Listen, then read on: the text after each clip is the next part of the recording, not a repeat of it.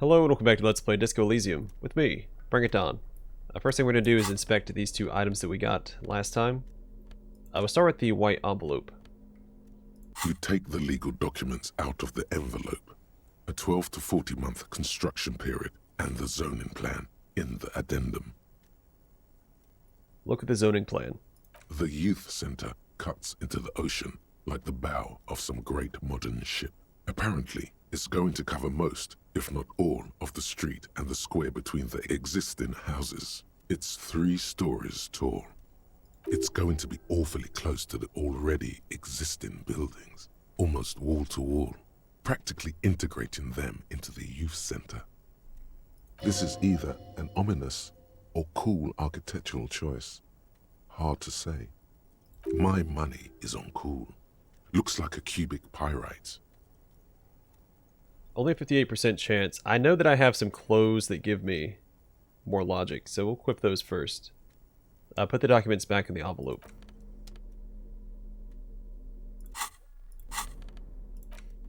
Because, yeah, I don't think we have plus to logic anywhere here.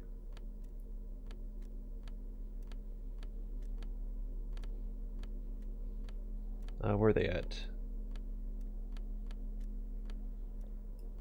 Yeah, those glasses, and I thought I had something else. Oh, this hat. Well, hopefully nobody walks in on me with my thinking cap on. Now, I know that one of my thoughts is giving me -1 to logic. I think it's this one. Yeah. Price of self-delusion. Regardless, now we should have a better chance of succeeding, so let's give it a shot. You take the legal documents out of the envelope, a 12 to 40 month construction period, and the zoning plan in the addendum. Alright, I'll try to find a loophole in the deal. There is no loophole. The simple truth is the current residents are going to lose their street access, and for the next 12 to 40 months, their lives will be dominated by constant construction noise right next door. Wait, what are the ramifications of this? Once the construction starts, it'll probably take a few months, a year maybe, for even the most stubborn occupants to get tired of living like this. After that, they'll sell their property for cheap and move out. Well, this is terrible. Poor people. Can I do something? Well, you could trick Everard. Get some random people to sign the document. By the time the union boss finds out, your business here will be already concluded. Ooh. Yeah, let's go for that then. Let's put my other stuff back on. These glasses because they look cooler, and the beanie. Alright, now let's look at the bullet. Fractured bullet. The bullet is safely sealed away in a plastic bag bearing the RCM stamp. Kim has filled out the label on the bag with the item number, case number, and date and location the bullet was found. Beside his orderly handwriting, the bullet looks especially sad, like a tiny, shriveled head of cauliflower. What do I do with you, bullet? The squished little thing has no idea. I know. You should find the gun that shot this bullet. Seems like a good idea. Find the gun that shot it. That sounds like something a police detective would do. First, you should learn all you can about this little guy. Then find the gun that shot it and the person that gun belongs to. He used it to kill your victim. Neato. I feel the bullet through the bag. The squashed bullet has some sharp edges where the jacket has split open. It feels cold, even through the bag. You wouldn't ordinarily have cause to handle jacketed bullets. The citizens' militia uses cast bullets only. Little pebbles of metal loaded from the muzzle, usually in a cartridge. Inspect the bullet closer. The jacket of the bullet is made of a yellowish metal. It has blossomed out to reveal a dark grey core. The base of the bullet is close to 5 millimeters in diameter. Look at the jacket. You can just about make out a few striations near the base of the bullet. Little hairlines, linear. It feels standard. And the core. It's quite destroyed. Some of the fragments are still lodged in the wound. Far away, Lieutenant Kitsuragi is flipping through stations in his Kanima. He is not here examining the bullet with you. He should be. He would find this very intriguing. Mention it to him later when he's here. Alright, I try to commit that to memory. Alright, the bullet has nothing more to say. Put it away.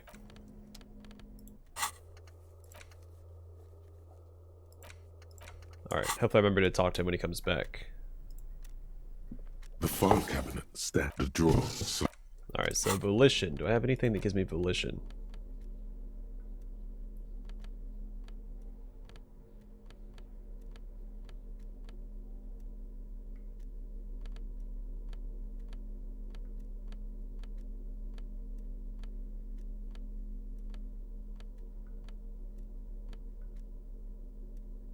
Nope. Just have to put a point into it and hope for the best.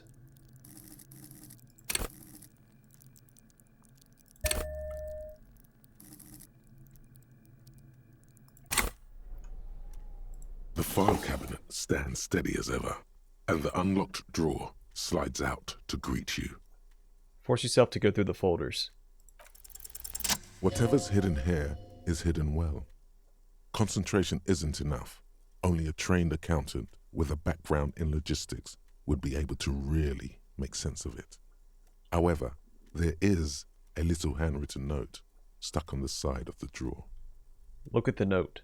It appears to be a to-do list written in large, uneven capital letters. Remember, Leo, Everart's shoes, special whirling borscht, water Everart's plants, sweep office floor, more banners. All items on the list have been crossed out, and the note itself is crumpled. Doesn't look too incriminating, but still feels like a find. Take another look at the note. Remember, Leo, Everart's shoes, special whirling borscht, water Everart's plants, sweep office floor, more banners. All items on the list have been crossed out, and the note itself is crumpled. The drawer slides shut smoothly. Alright, let's go talk to Leo about that real fast. I doubt it's going to take us anywhere exciting, but it's irrelevant to him, so maybe he has something to say about it. And after that, we'll go back to that call box and call that mysterious number.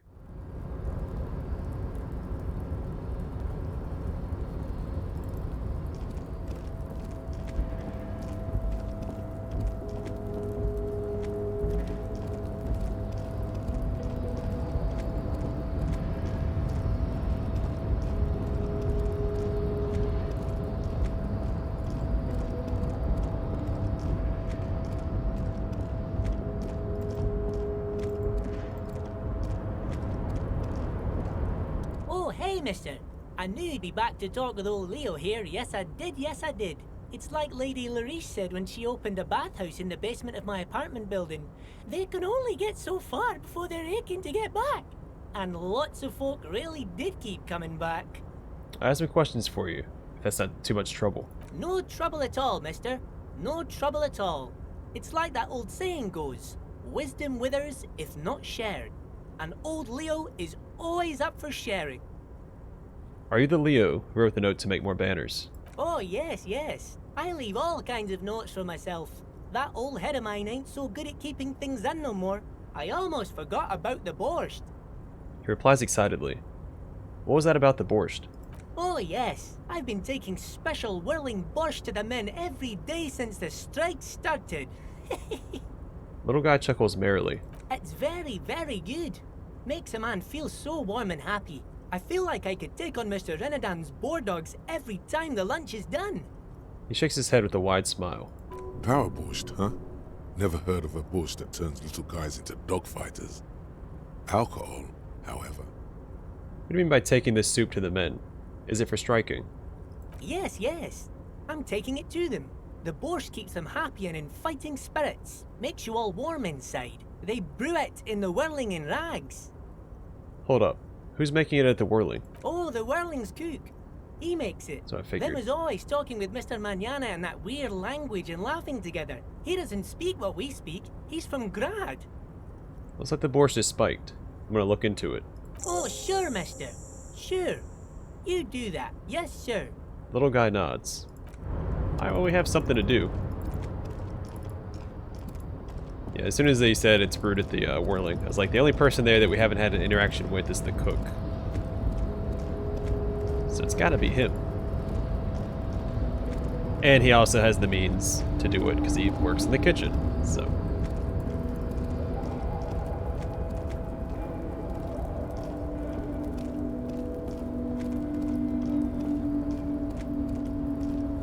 I'll put a point into volition, so I have an extra morale. I now have 4 instead of just the 3. I assume if I put a point into pain threshold, I'll get a 4th health as well. Well, before we inspect the spiked borscht, we're going to go to the call box and deal with that volition check.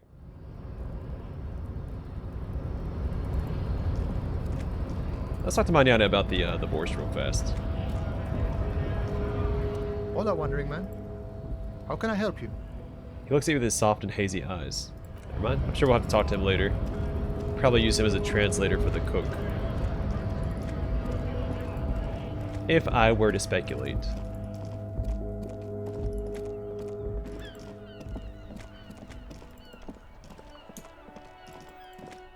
Alright, call box. An old call box with a matrix of push buttons lists all the companies in the East Delta Commerce Center. Alright, we'll try this again. Slipstream SCA. No. Hold on. The last thing you need in your life is more hysteric emotions. Forget it. Find something else to do. I was really hoping I'd pass that. Don't know if I want to put another point into that right now. I think I still have 3 points sitting around. I don't see where I see how many I have.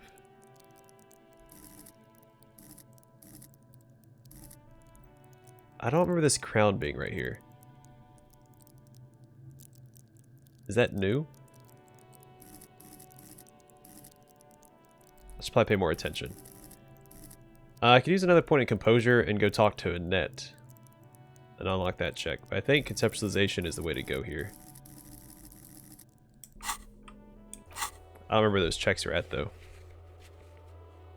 Box of sunglasses, backyard wall, Joyce Messier, and Tommy.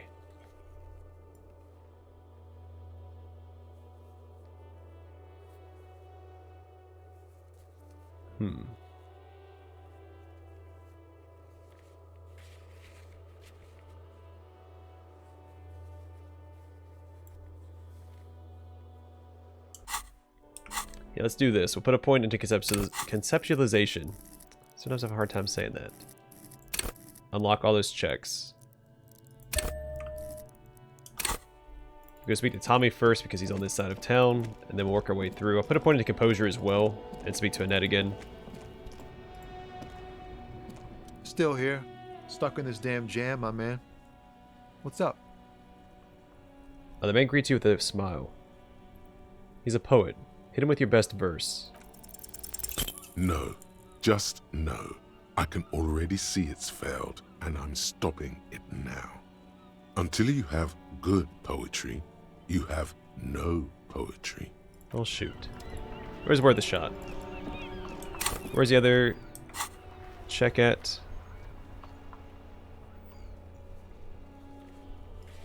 Oh, the at sea legs.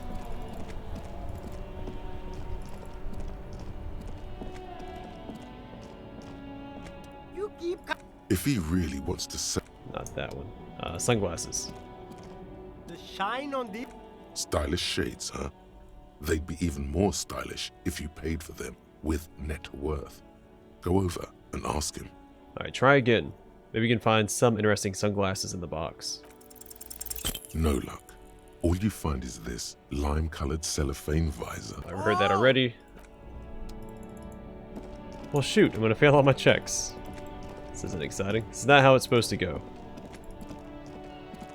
Let's go to Annette. We'll try this one again. We'll put a point into composure for this. Hello again, sir. Yeah, let's do it this way.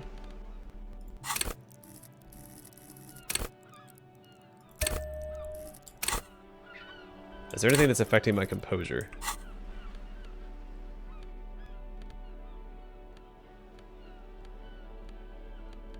or anything that can affect it. +1 composure. Let's see.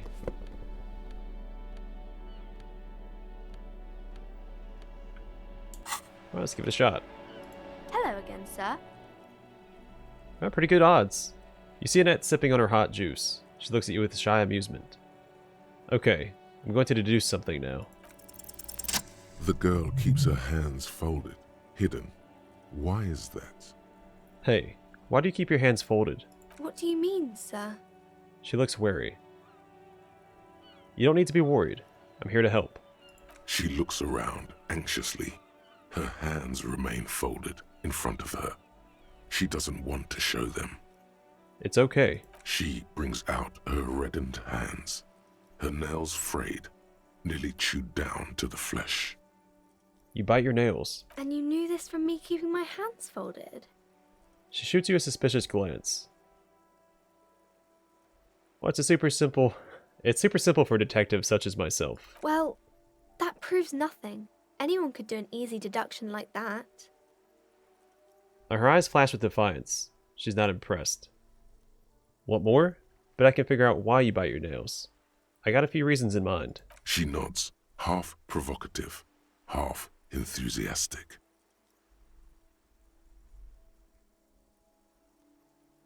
Yeah, you're uptight because of your mother and the pressure she's putting on you. Maybe so, sir. Okay, I know it's a bad habit, and I shouldn't. Dismay flickers in her eyes, and she sighs. Either way, another ace deduction by the #1 detective in town. It was okay, sir. She's still got a rebellious streak. There's more that can be achieved here. Ask her to do the same. You think so? Fine. Do better. To do something about me. You're quite sober. She snaps back quickly. Wait. How do you know I'm usually not? Because you usually aren't.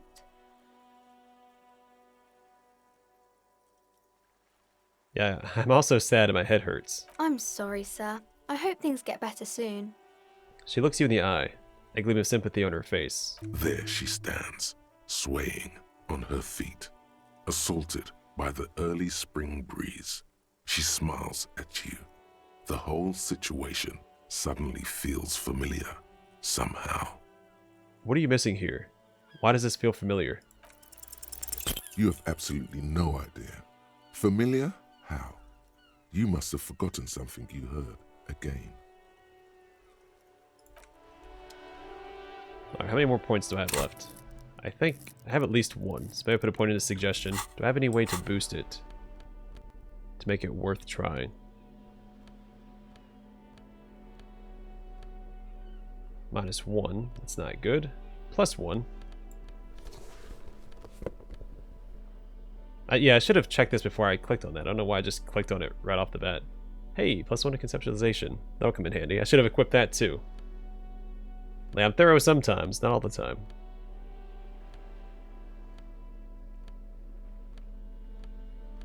Need to step up my game. Alright, so for this, let's go ahead and... I kind of want to put another point of volition. I really want to do that phone call.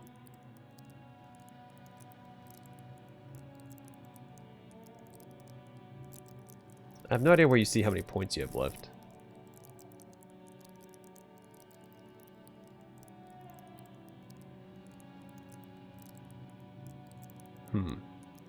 I'm split. I'm gonna pursue volition anyway. Screw it. We're out of points now. That's okay. Let's do this next. An old call box with a matrix of push buttons lists all the companies in the East Delta Commerce Center. Because not only do I get to try this check again, but I also get more morale. So yeah, it keeps me alive. I forgot. Do I have anything for volition here?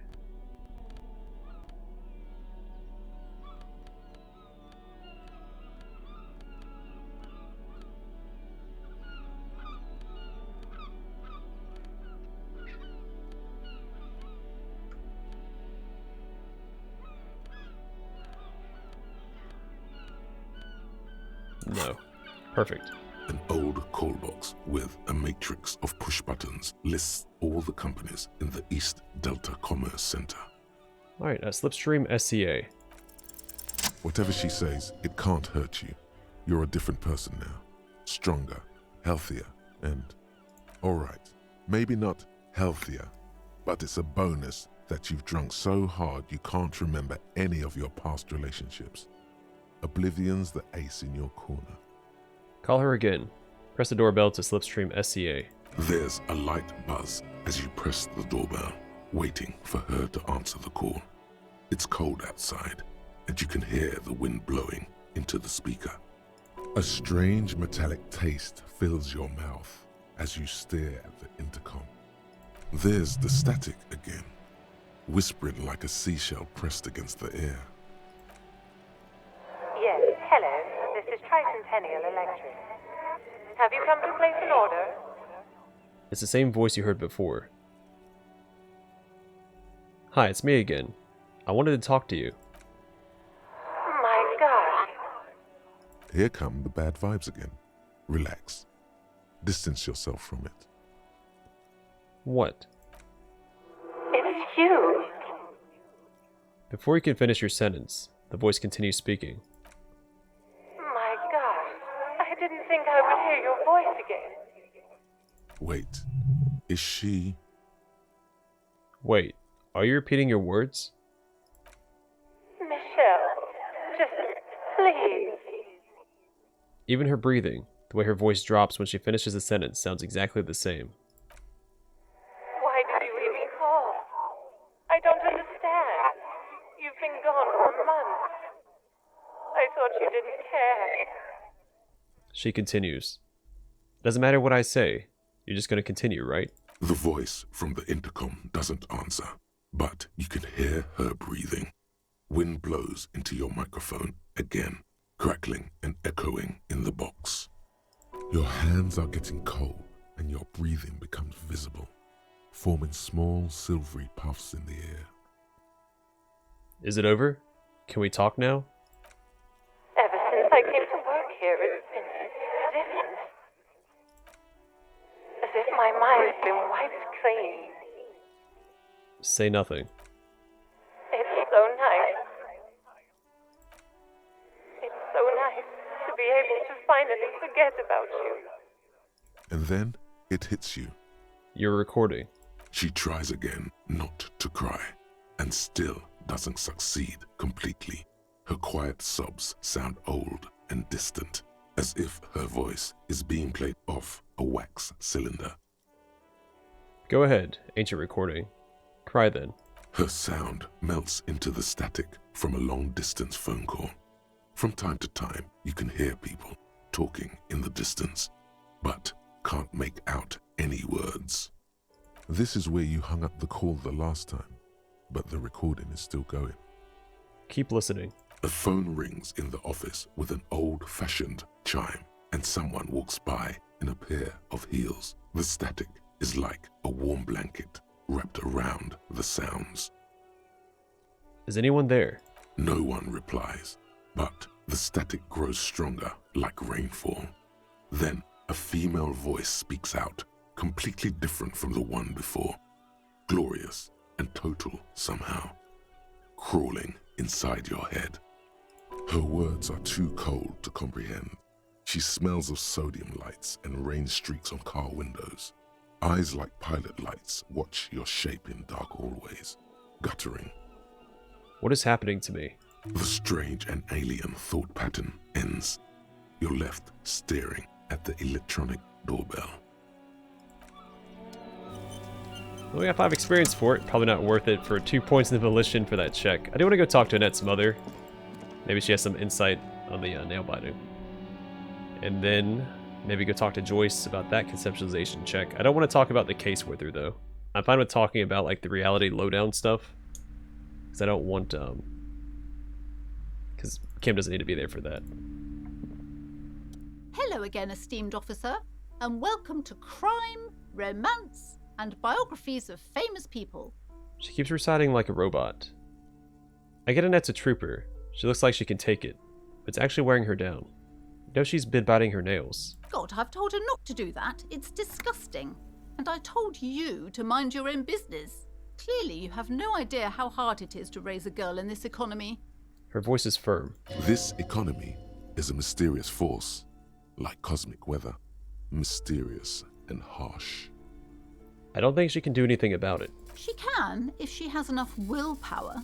This is what's called growing pains. Life isn't easy. Life doesn't give breaks. What you're doing is wrong. Even I know that. I usually don't know anything. She stands stiff and severe, silently fuming. 10 or so seconds pass without change. This is a person coming to terms with a new reality, one where they are wrong. It's not easy. Oh no. Hold on. I need to invite her inside and apologize. She must be freezing out there. All of a sudden, she exhales sharply. Her shoulders slump down. She mutters. There. I don't know what to say to you. My husband, he tries to teach me business lessons. I have what my mother called a dull mind. All this stress. She returns with a nod. And then she stops, but her mouth keeps moving. Is his husband Annette's father? Yes. My husband is a successful entrepreneur east of the river. If only he were more involved in the business we're running up here. No matter. Soon we'll both be off for Grand Couronne. She says gloomily. Wait, Grand Couronne? What's that? It's a proper place to live. One of the most peaceful neighbourhoods east of Jamrock. You may know it for its massive housing projects. Most of the buildings are empty at the moment. It's a great opportunity to get ahead of the crowds. Better times ahead for sure. Her smile is wide. Your husband's also involved with the bookstore. He made the initial investment. Since then, he's been what you might call a silent partner. Is she an only child? Yes, I'm afraid so. A real treat she is. It would be nice if she had... No, we couldn't have afforded more children, really. Not in this economy. She pauses for a second. A glimmer of sadness blinks through the well-crafted exterior. Why not? We're quite busy people, you know, my husband and I. Quite busy. Children are a lot of work. You don't look like a father, so I don't expect you to understand. Her voice wavers a bit. I'm sorry. I'm sure you do understand. She catches herself. She told me she doesn't go to school anymore.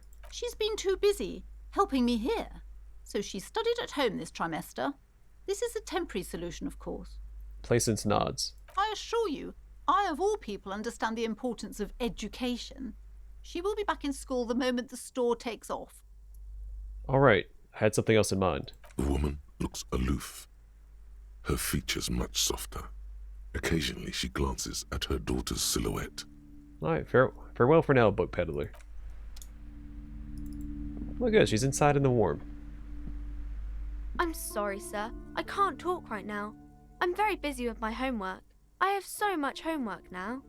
You just can't win. Out of the rain and into the gutter. What are you doing now? Math. It's really difficult. Like, really. They say you need it to get rich. Better than standing outside in the cold, I guess. She looks into her notebook with trepidation. Oh, I found something while you were away. Suddenly she smiles and perks up. Oh, what is it? I thought this would fit you. Like, thanks for helping out. Not me. The city, I mean. Like a detective does. She gives you a hat, almost exactly like the one Dick Mullen wears on the covers. Wait, where did you get it? Just what Dick Mullen would ask. I got it from behind the curtains. I'm not really supposed to go there. She lowers her voice.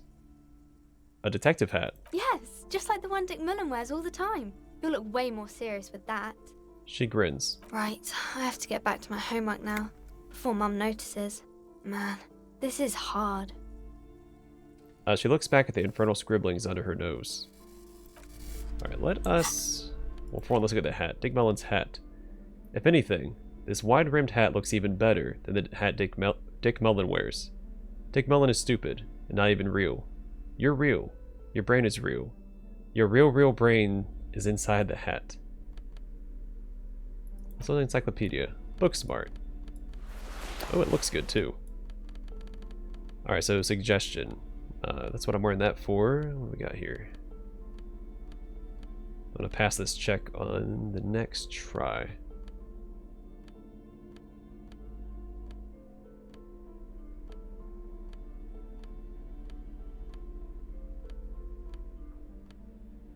Alright, let's give it a shot. Hi, Ace Detective. Are you here for more books? She smiles warmly. What are you missing here? Why does this feel familiar? Because you know each other. She's been talking to you so openly because you've talked before. Hang on. So you know me? We've met before. Yes, I used to stand out there all the time, before Mother told me to focus on my homework. You've been running around all week without your shirt on, sir, apologising to everyone. I don't really understand what you've done wrong. Did I ever talk to you? Of course, you stopped by a few times. You certainly look better than the last time I saw you. She looks at you intently. What do you mean better? I look like crap. Yeah, but you don't have party eyes anymore. Party eyes. You know, like a cat in the dark, all big and wide-eyed. It certainly looks odd on a man. She giggles at the thought. The swiveling eyes of a loony drug addict. That is what she meant. You were probably gurning too. Fuck yeah. You should get some party eyes right now. Snap those sequins on you, boy. Does that mean I've been partaking in narcotics? Oh, baby. That's not what you have to worry about. Worry about the important thing. So, why didn't you tell me you knew me to begin with? I didn't know I had to do that. She looks puzzled. Thanks. I've learned something about myself today. I'm glad I could help you, sir. She smiles a wide, helpful smile. Well, I like the hat. I'm really glad I did that. I got a cool hat out of it.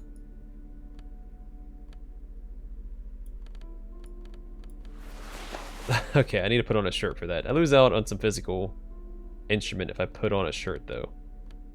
This gives me +1, but I get +2 for not wearing a shirt. But I do need to put this on. That's a jacket, never mind. That looks pretty good too, look at me. Snazzy guy.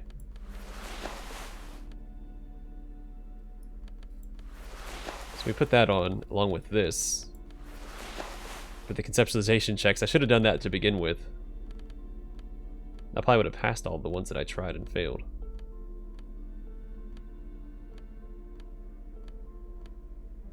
But we still have a couple more to do. Let's see where they at. I think one's with Joyce.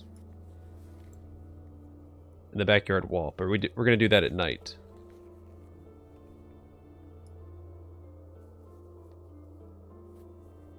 Oh, we unlocked this again. We have composure. So we'd probably try that as well.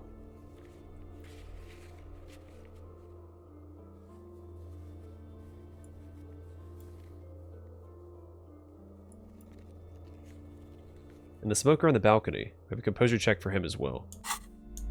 So we had more composure checks than I thought I did.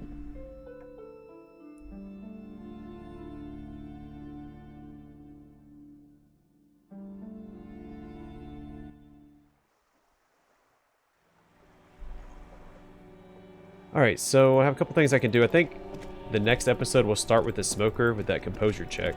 And then we'll go talk to Joyce, see if we have any more reality lowdown info we can get from her. Because again, Kim doesn't need to be there for that. But I do need to avoid talking about the case with her until Kim is around. Just to be on the safe side. Either way, I'm going to call it here. Oh, no, we can also talk to the cook while I'm in here as well. So him and the cook, and then Joyce. Either way, I'm going to call it here. Thanks for watching. I'll see you guys in the next one.